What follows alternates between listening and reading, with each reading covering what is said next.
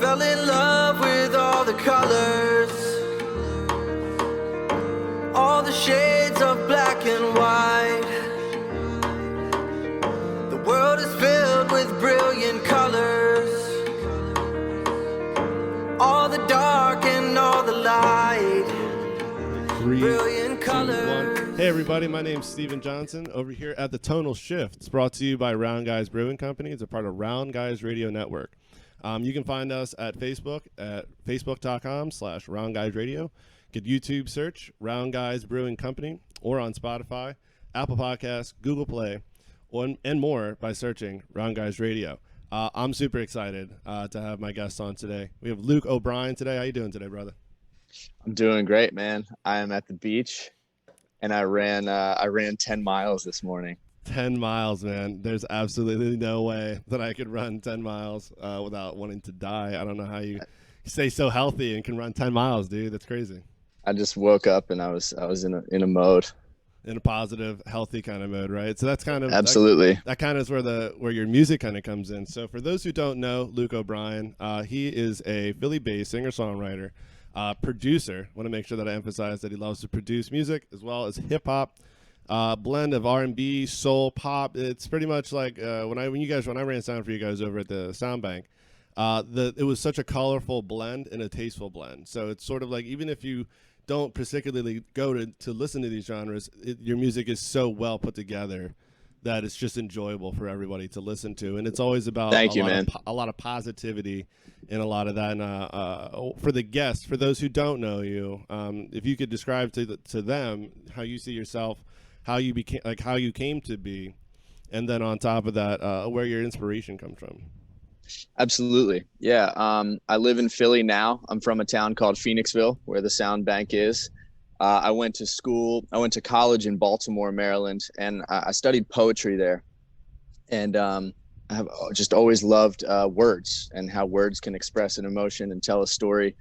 And I was listening to Talib Kweli and Jay-Z and Common and, also like incredible lyrics. Yeah.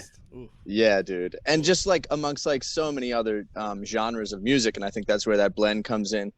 And then I started writing my own sort of poetry and then setting it to music and then realizing like, whoa, I can flow a little bit. And then over time, there was, out of necessity, I started learning and teaching myself how to sing. Mm-hmm. So now I see myself as, sort of just a singer and a rapper, and I try to blend those two. And I think that creates my sound a lot. I also like to point out like the fact that I work in Philly with the youth. That's a big part of my identity and what I feel like my purpose is here. So I'm a music teacher at a behavioral and emotional support school in Germantown. And what that really boils down to is my students and I, we make beats, we write raps, and we shoot like dope music videos and use that as a motivator for the kids to help them turn their behaviors around and really get on a more positive track. So that's a big part of my purpose. And then my music has a very positive message. So I'm always keeping my fans and my students in mind and just, what message do I want to deliver as I'm, putting it out there. Right. So I feel like anybody who's really looking for sort of lyrics to sort of empower them to maybe get through a tough time, that listening to your music will kind of provide an avenue for them in that way.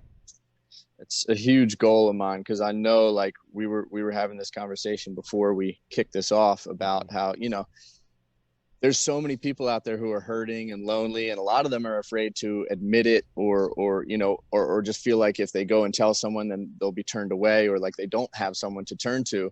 And I think for me, early on, music was such a safe place to turn and be empowered by other artists. And now that, I'm evolving and, there is no finish line. I'm constantly evolving, but I feel like I'm in a good place where I can now take my positivity and the things that I've learned and hopefully provide like that comfort for other people. Yeah, I think it's extremely important. Music provides such a blanket for individuals who feel alone or unheard or don't feel equal to the people around them, and to sort of be able to find music to listen to that sort of takes you away from that negative feeling of sort of this like low self-worth, and empower yourself through just being positive and acting positive. I think the 10-mile run is definitely something I would expect you to do, because it's about maintaining health and positivity and overcoming adversity. And it ultimately comes out in your music. Even the people that you work with, like they just bring a level of energy and expertise to just being a musician, not just someone filling in the part. Everybody's kind of really trying to make that statement, make that point, help that person. I feel like anybody who listens to your music can easily find that in your music very quickly.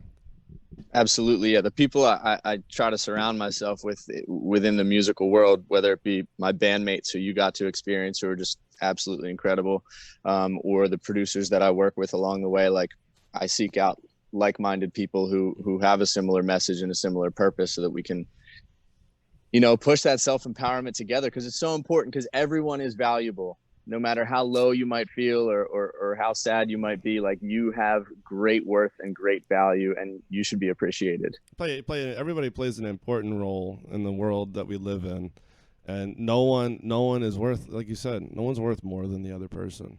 So it's all about, again, that mindset of trying to overcome that adversity with healthy, positive thinking. I think it's important, and the work that you do is also very important. So. To kind of continue on a little bit on this sort of trail that we're on now, some of the things with your music, you've accomplished a great amount of things, very much more than the average individual has accomplished. If you'd like to speak on some of those events that have happened to you in your life with the music that you've made. Sure. Yeah. I mean, I think my greatest accomplishment is really just having my message impact people, like, getting those, whether it's a YouTube comment or a DM, or I bump into someone in real life and they're like, hey dude, like I heard that song by you and that helped me through this. Like, that is the greatest accomplishment. But when we're looking at like more experience-based things for me, or like tangible things, I played a great show that we got, was at the Firefly Music Festival in Dover, Delaware. Which is like just a massive festival, and I got to perform there, and just being in front of like thousands of people on stage is just, there's no feeling quite like it. There's no feeling quite like it. Tell us what that's like, right? So not only just getting the gig, but right before you get on stage, right? Everybody knows about the practice and the worship that comes with trying to become the thing that you need to be in order to be there in that moment and be that person for that moment. Right. So now the moment has come. You're at the Firefly Festival. Like, walk us through, like, backstage to being on stage to performing to then what happened after. You know what I mean? Yeah, absolutely. Well, like you said, when you first start, when you first have a dream, mine being music, I'm just in my dorm room, just me and a piece of paper. Mm-hmm. And as time goes on, you're like, wow, like I have something to say. And like, when I say it, I'm starting to get reactions out of people, and you're starting to build a platform. Mm-hmm. And over time, that platform gets a little bigger and bigger if you stick with it. You go from playing a coffee shop with just you and an acoustic guitar or something for 10 people to then you're playing like a little thing on the quad with 100 people. And so when we did finally reach a stage like that, it's this realization of that you've manifested. You walk out and you're like, whoa, this stage is literally my platform. And my audience is now exponentially larger, and I can speak to these people about love, self-love, about compassion and empathy.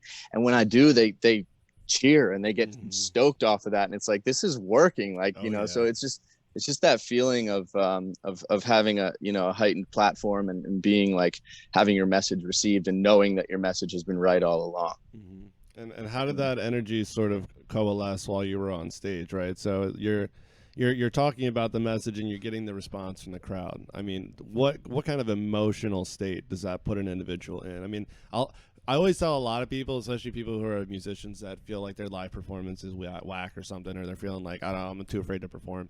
90% of people will never go on stage. They're too afraid.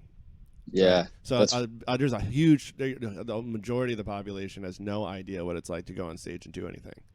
Right. So it's like, one, that's hard. That's a hard concept for people to grasp. And then not even knowing that there's been decades of work before you even get to that point that you got to. Right. So it's like all of that, the universe forming 4.6 billion years ago, blah, blah, blah, and all that light transfer and all that different kind of stuff and all that has led to this moment of your heightened level of experience that anybody can comprehend. When you would say something positive and the crowd responds, what does that invoke within you? Like I said, it's just like affirming that you're coming from the right place, and that your message has been right all along. I think like there's multiple great visual representations of how it made me feel, because there's some photos from those shots. There's one where I'm like 6 feet off the ground, it looks like, and I'm doing like a split in the air. My shirt is drenched, and I'm just like, it just it makes you just want to let your hair down, just let loose. You feel free again. You feel like a child. You know what I mean? It was a sense of, it was almost like an unchaining kind of feeling. It was for sure. Yeah. Nice. Yeah. So for that reason, the stage is just like, that's my favorite place to be. Well, I'm right there with you, dude. Anybody who knows me, I'm always on stage. Just not time. I love being on a stage. It's weird though, because it's like, for you, feel like that dream. Did you have that since you were a child? Is this sort of like a childhood dream? Since I was probably like 15 years old, I've been like picturing myself like up there, Yeah, it's interesting. So you started off picturing yourself on stage. I just wanted to play. I wanted to make music. Like I was me at 15. I was like, I want to play music. I want to make music, and I would like try to learn to play the guitar. And I'm like, this doesn't feel like the right instrument for me. You know what I mean? I picked the drums. Drums picked. You found it. Drums picked me. I found it, but it was waiting for me. Right? It's like there's no. They found you. Ever since I picked up the sticks for the first day and played Rock Band, like when I was like 14, I think I was when it came out, and I played that electronic drum set for the first time. I haven't stopped, but I tapped on the table. I used to get yelled at for tapping on the table like for years as a kid. And it's like, because I just like you had this thousands of people. I played something on the Food Network. I played first season finale for Buddy vs. Duff. It was like 2 seconds on TV, but it was a whole 9-hour experience for me that whole day. So, it's one of those things where it's like, well, you're doing something when you see yourself in a place you never imagined you would be, getting positive reception from people you don't even know. Exactly. Right. So it's like that feeling is so difficult to really to even try to quantify. I can imagine, especially for you, because you're right up front. It's your message. Absolutely. You know what I mean? And it's very literal too. When you're like the vocalist and the writer, it's extremely literal. Yeah. It's like there's no getting around it. You're responsible for what's happening.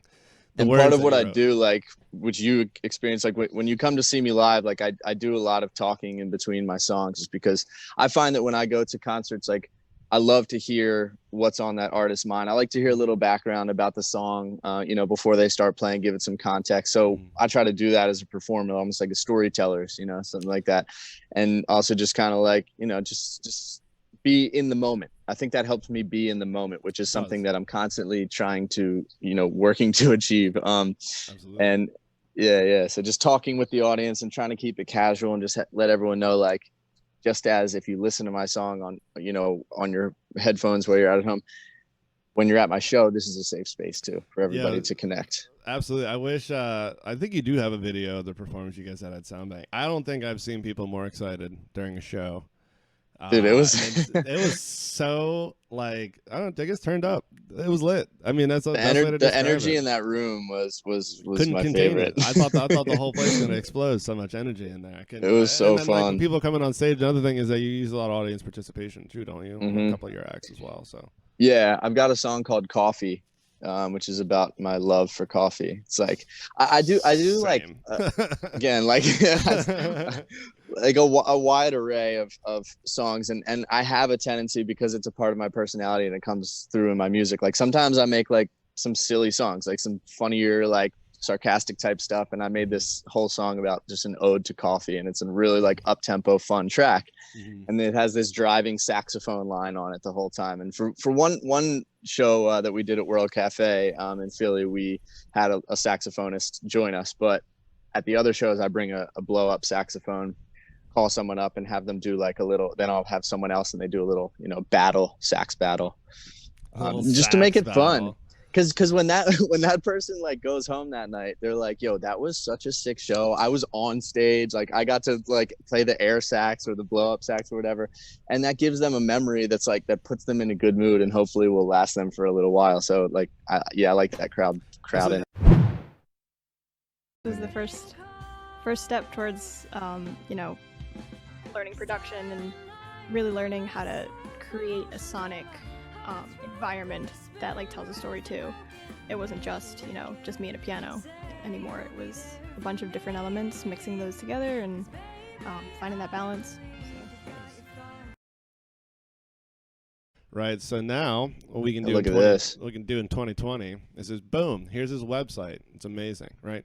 So it's lukeobrianmusic.com. This is where you're going to find all his stuff. We're going to go check out a video that you got going on here. So this is a song called Listening. This one, how long did this come out? What was this? 11 months ago, almost a year ago. Yep. And what is this, the EP this was on? This is on an EP called Enjoy. It was 6 tracks. And all these tracks were like co-produced by my friend Benjamin Thomas and I. How'd you meet Ben? So Benjamin is like the producer for an independent record label in Philly called Nice Things Music, which is owned by a Philly artist, great artist named Chill Moody. Okay. And he's been working over there? Yeah, Chill does a great job at like networking himself and like building this whole Philly scene. So I was signed to Nice Things Music for about a year. I've since branched off and now I'm doing my own thing. But Benjamin was a part of that. Nice. And you guys collaborated for this? Yeah, so the song just like, I just think that listening is just such an important activity, especially in a world where we are, you know, we're like falsely connected to each other, you know, through social media, but it's not these real connections. Like when can you think of the last time you had like a DM conversation that like really made you break down or really made you feel something or you know what I mean? It's all like it's like zeros and ones, man. It's just text. It's glorified small talk. That's all it is, man. It's all zeros and ones on that screen. There's no emotion. Right. Behind it. How can you hear context when there's no emphasis on anything? No tone of voice. So I just want to make a really pretty song about just the action of listening and how that can affect a relationship and really strengthen and deepen a relationship. So that's what this song is about. And I wanted it to be between, you know, myself and a female. My wife has, you know, zero vocal talent. She has so many other amazing qualities, but she cannot sing. Not singing. So I collaborated with this artist. Her name's Hannah. She just goes by Han. And yeah, I sent her this song. I met her at like a little like mixer at a Rec Philly mixer. Rec Philly is another awesome company in Philly, like that's building an awesome network of artists. And they had just like a little mixer just to like get artists to network. And I met Han, and we exchanged numbers. I was like, hey, I'll send you this track. I've been sitting on this song and there's an opening for a verse. And so I sent it to her, and a few days later she came to the studio and had the whole thing written. And we, she was like the perfect fit. And her and I have since become like homies. She's a really, really cool chick. That's awesome. That sounds like a lot. There's so much that goes on. That's why I appreciate when artists come on and talk about the music video, because as a regular person, you would just see this and you'd be listening, obviously, to the track. And have no real backstory to it, but since there's so much backstory to it, relationships were formed and then reformed just by making the song by itself. So that's really awesome. That's a great track. She has a great voice. She does. She has a really great voice.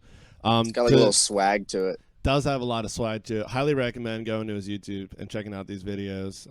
You have any live performances on here? I wish you had some live performances. I do. I do have live performances. There's a few right there, and there's also one from the Sound Bank, which is the show that we were talking about earlier. Where's that? Yeah, where's that one at? If you click on the videos tab, I think the thumbnail says the Sound Bank. Oh, there it is. Yeah. Yeah, there it is. This is the show we were talking about earlier. Because there's going to be audio for this, too. So people can enjoy a little bit of this, too. This is hands down one of my favorite shows, listening. Man. Oh, is it really listening again? Oh, it is listening again. Well, good. There's a live cut, and you have the music video. So there's a lot of different. Well, you know, there's still a little bit more, of course, we could talk about with this track. So the inspiration, of course, comes down to just how important it is to listen to an individual. We could also just discuss my band, because if you just segue take to a that. second and right. Yeah. Well, the thing is that you all are listening attentively to one another, is what I was getting ready to say. So So it's not only important in individual relationships, but it's also, as a musician, it's very important to listen more than it is almost to talk with your instrument. You know what I mean? Totally. I feel like, first off, who's on guitar, drums, bass? I think there's keys as well, correct? Yeah, over here on the right. Correct. Yeah, so this is Kyle Sparkman on guitar that we're seeing right there. This is Terrence Mitchell on the bass. He goes by T-Mac. Joey Pointer, Joey Sticks on the drums. He's a fan favorite. Like, people love Joey, and like with good reason. He is just like, he's great. He made me go home and practice for a good couple hours for sure. Dude, and his just like personality and energy that he brings into a room is just like, it's magnetic. And then my friend Logan Roth on the keys, who's a friend I met through another bass player that I know, and you know, just on the Philly network through over time, I just started meeting these guys and piecing them together. And this group right here, I just love these guys. Yeah, I was definitely blown away. Like I said, done a lot of shows. I mean, the level of musical sort of intelligence going on. It's something else. I mean, these two, bass and drum, Terrence and Joey. I remember talking to these dudes pre-show, post-show. I mean, these are guys that are doing what they love. You can tell as soon as you talk. Oh, they them, do it 24/7. They do it 24/7.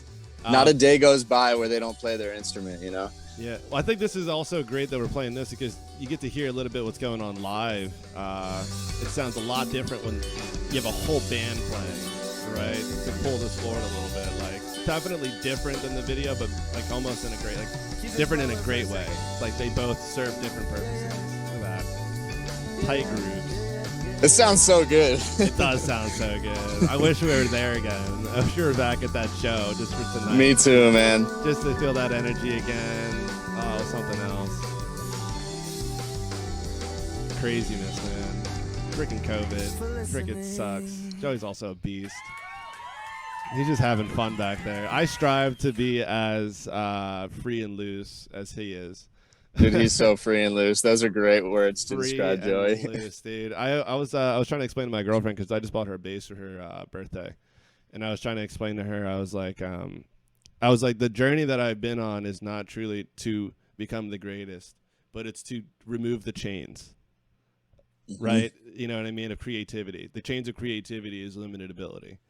And so the more that you work these things out and the more that you can kind of like continually keep grinding away where it's a lot smoother of a surface to work with and a rough surface to work with, you feel unchained and you can just do whatever your brain thinks of and then you can just go do it. And it's just like with Joey, it's like I could tell like, oh, he's like, this sounds cool. This will probably sound cool too. You know what would sound cool if I did this right here and ended the song like that? Like, yeah, that'd be cool. I'm just going to try it. I'm just going to try it. I'm just going to go for it. And his brain like makes it happen for him. And so that's a feeling of freedom that I know a lot of new musicians, people who've been like trying to learn how to play an instrument, they like get caught up in trying to sound like someone else. Right. And it's just like, no, you need to practice the basics so that that's not something you're thinking about ever. Absolutely, man. Ever.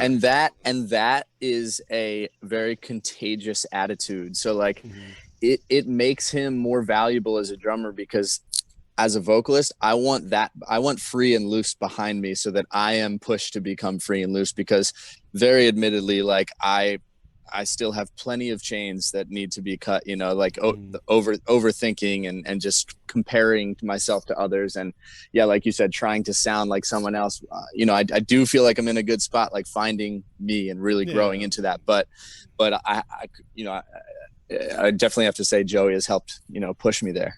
I think that's the great thing about music, and it's a great thing about just being a genuine person is that you can allow others to help you grow versus thinking that you can do it by yourself.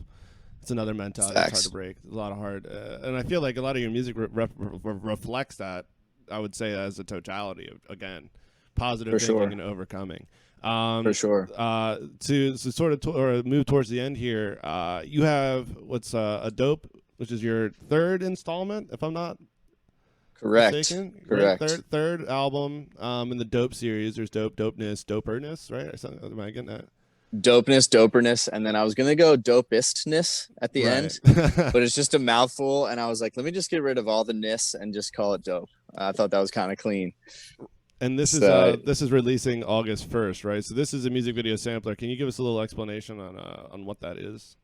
yeah. So the project itself, Dope, which is a self-written, self-produced, self-recorded, self-mixed, self-mastered project, will be out August 14th. 2 weeks prior to that, I'm putting out this music video sampler, which I'm super hype on. I wanted to do something different. I wanted visuals for this project, but I wanted it to be unique. There's a Philly artist. Her name is Tierra Whack. I'm not sure if you're familiar with Tierra Whack, but Not familiar. she's super dope. And she released this thing, maybe like a year, maybe 2 years ago, but the concept was really cool. It was a 15-minute album, and it was 15 songs. So each song was 60 seconds. You could listen to the, yeah, really cool. And she also shot 15 videos for it. So you could watch and listen to the entire album in 15 minutes, and just really well produced. And she's got a super cool style. Nice. And that inspired me to just kind of ask myself, how can I do something just a little different than your traditional music video, which I've done a lot of, and I love doing. So I came up with this idea to use whip pans. So you take the camera and you literally whip it onto your subject, and then hold it there for like a 15 snippet of the song, and then whip out. Yeah. And the idea was that it would be you could listen to and get a little taste of every song on the album, a little sampler, in like 2.5 minutes, because it would whip in, and then, like I said, I'd give you like 20 seconds of a song and then whip to the next, and so on. So you feel like you're in this like revolving door of the album. Nice. So a really good friend of mine who I actually met through Firefly hit up one of my friends and was just like, hey, I want to document this process. Like, do you know someone who could come with? And he put me onto this kid named Danny Gevertz. And Danny, I am so proud of this guy right now. He has like built his YouTube subscribership to almost 60K subscribers, which is giving him like all this passive income every month. And his channel is just like educational about like, how did I light this scene? Or it could be a video about like my 3 favorite lenses and why, or whatever. So he's got this whole cinematography community that he's built. And all the while he's producing like incredible commercials and music videos and awesome stuff for people. So Danny is amazing. If people want to hit his channel up. We need more people like that in the world in general. Dude, he is, and aligned. Like I said, I try to align myself with people who are like-minded, and he's the epitome of just like open-minded, kind-hearted, hardworking, just sweet guy.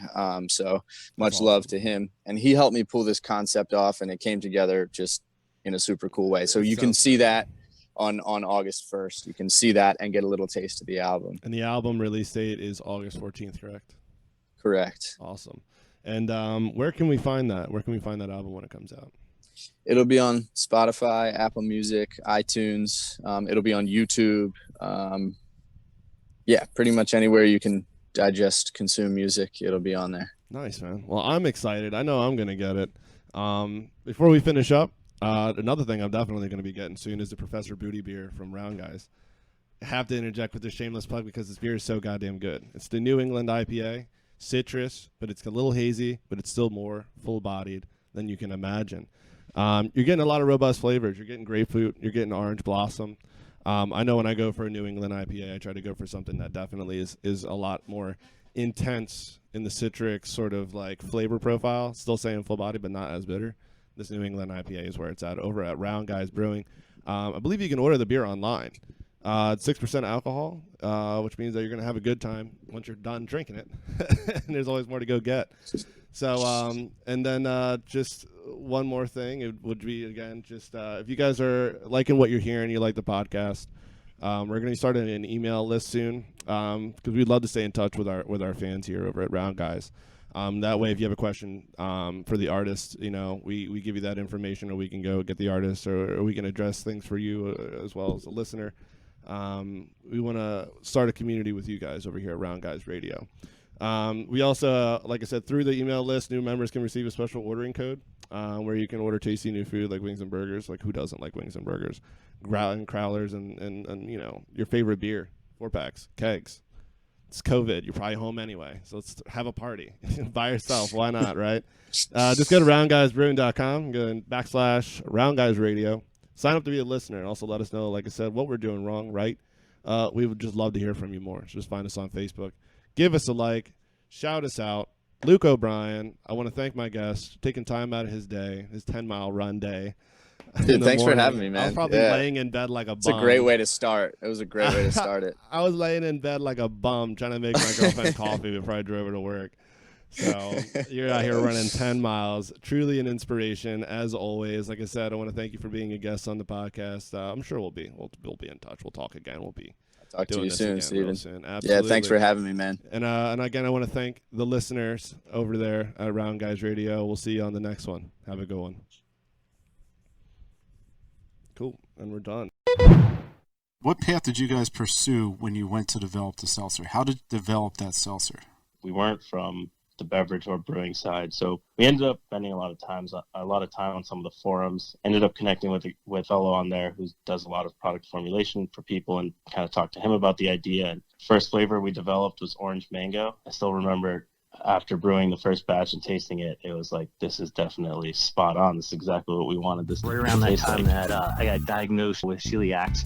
She had some issues with doctors as well, and they told him to try and cut down on some beers as well. So he was talking about making a seltzer line and everything. I think the standard bearer for me, the ones that I'm really hoping to make the product taste as similar to, would be Two Robbers.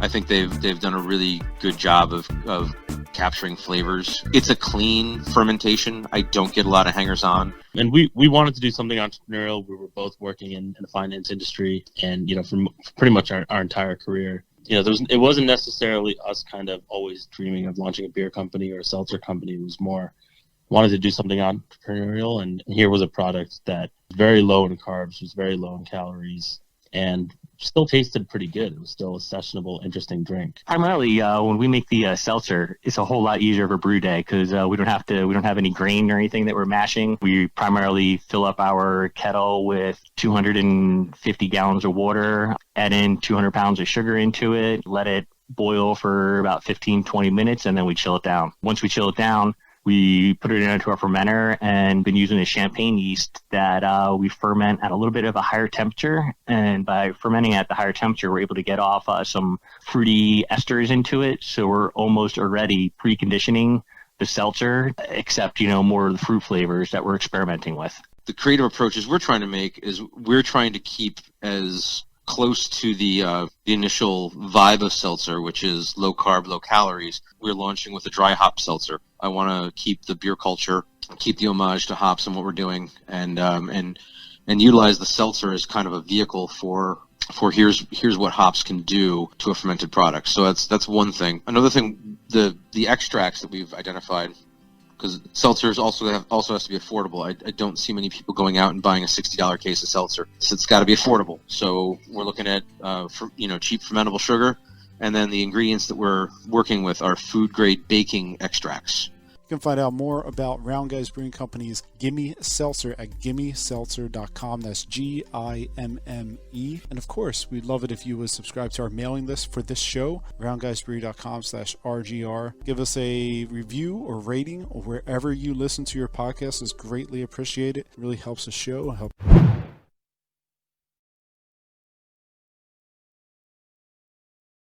This is the first step towards, learning production and really learning how to create a sonic environment that tells a story too. It wasn't just me and a piano anymore. It was a bunch of different elements, mixing those together and finding that balance.